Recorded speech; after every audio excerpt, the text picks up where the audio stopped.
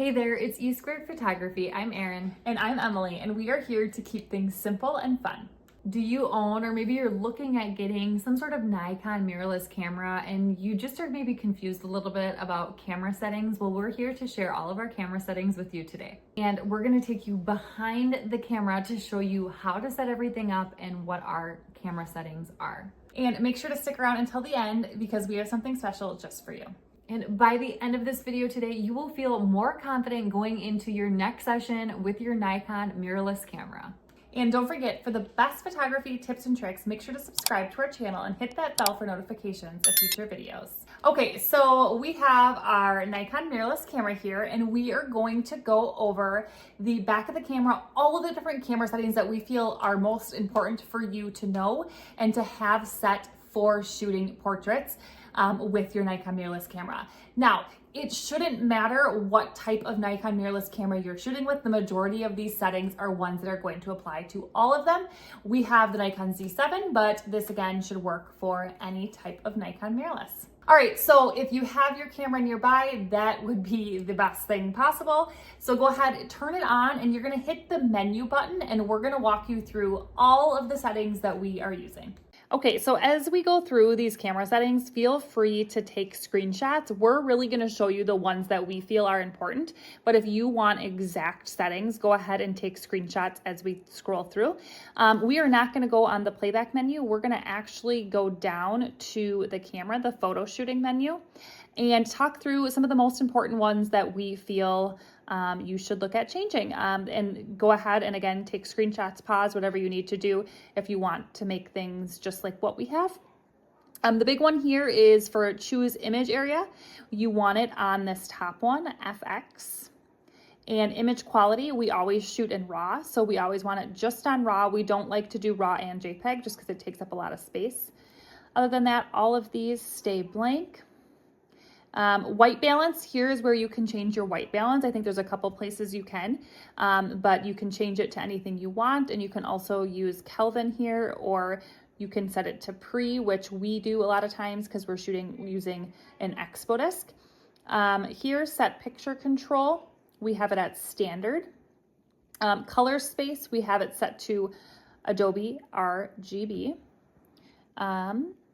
Then active delighting is off, long exposure on, and again, these are ones you can pause and you can just change to.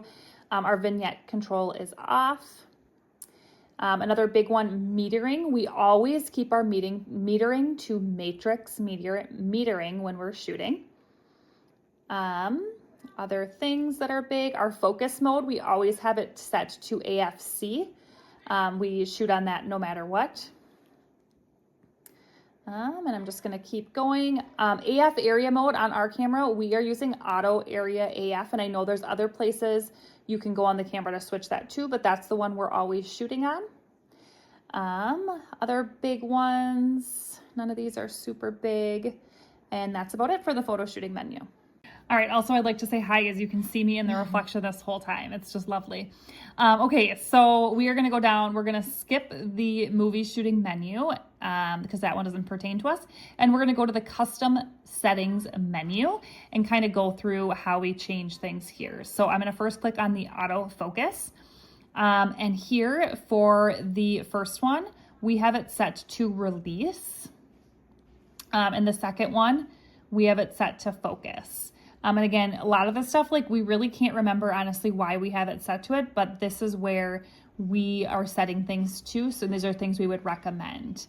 Auto area AF face eye detection, we make sure we have that on. So if yours is off, I would switch that on because it's super nice how it can detect the face and the eyes of the people to make your focus nice and sharp.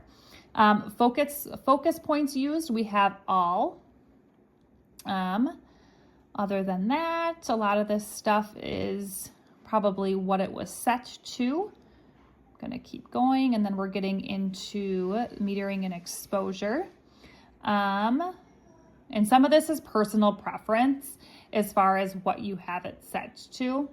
So those really, nothing's big there. Trying to think if anything else, none of that's super important. Again, some of it's personal preference.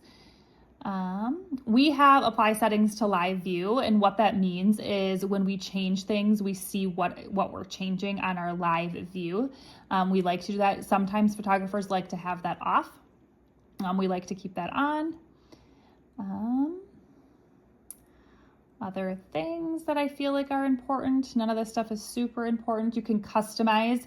Here you can customize your information menu, that I button, which is kind of nice. So then yours might look a little bit different than ours, but you can do that. You can customize what the OK button does as well. We have it so it actually zooms in. Yeah, zooms into the picture. So yeah, you can go through all of that stuff. Those aren't the most important things, but yes, for sure, look at that kind of stuff too. Other than that, that is the stuff inside of that custom settings menu.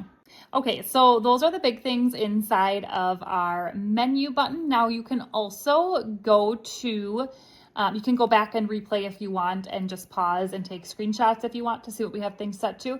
But you can also go to, which I always use a lot, is the info button here, the little eye. And this has many different settings that you can quickly get to if you need to. Like for example, white balance, I can click on that and I can change my white balance based off of that. So lots of things as well. Another thing too is like the AF area mode if you need to switch it, or the focus mode as well. Now, we hope this video was helpful and you feel a little bit more confident when taking your camera out to go to your next session. And we have a bonus, a special gift for you guys. If you are interested in learning a little bit more about mastering natural light, we have a free Glow and Grow training. This is going to dig deep into how to master that golden glow, how to avoid that bad light. This is an absolutely free training, and you can find information below in the description to join this training. And if you liked this video today, make sure to like, subscribe, and share with a friend so we know to make more videos just like this one. And we will see you next time.